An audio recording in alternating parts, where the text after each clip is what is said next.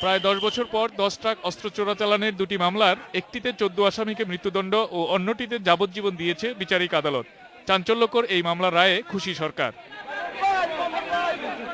তাৎক্ষণিক প্রতিক্রিয়ায় আইনমন্ত্রী আনিসুল হক বলেন, এতে আইনের শাসন প্রতিষ্ঠায় প্রধানমন্ত্রীর অঙ্গীকারের প্রতিফলন ঘটেছে। তিনি অভিযোগ করেন, এই মামলা ধামাচাপা দেওয়ার অনেক চেষ্টা হলেও তা ব্যর্থ হয়েছে। আটক হওয়ার পরে কোনো ব্যবস্থা না গ্রহণ করার ব্যাপারও আছে এবং এটা ধামাচাপা দেওয়ার একটা পরিকল্পনাও ছিল। সেই ক্ষেত্রেই আমার বক্তব্য সেটা হচ্ছে যে এটা যদি ধামাচাপাও দেওয়া হতো, অস্ত্র যদি সেখানে নাও পৌঁছতো, তাহলেও কিন্তু যারা এইসব অপরাধ করেন তারা কিন্তু উৎসাহিত হতেন। অ্যাটর্নি জেনারেল মাহবুবে আলম তার প্রতিক্রিয়ায় বলেন, রাষ্ট্রীয় নিরাপত্তা ও আন্তর্জাতিক সম্পর্কের বেলায় অপরাধটি ছিল ভয়াবহ।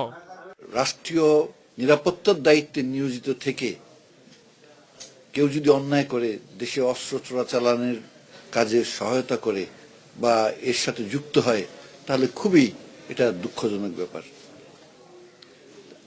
আদালত যে রায় দিয়েছেন সেটা অন্ততপক্ষে আমি সন্তোষ প্রকাশ করছি। তারা দুজনেই মনে করেন, এতে করে ভবিষ্যতে মন্ত্রী, আমলা বা অন্য কেউ এ ধরনের অপরাধ করার ঝুঁকি নেবে না। Ilias Hossain, independent news, Dhaka.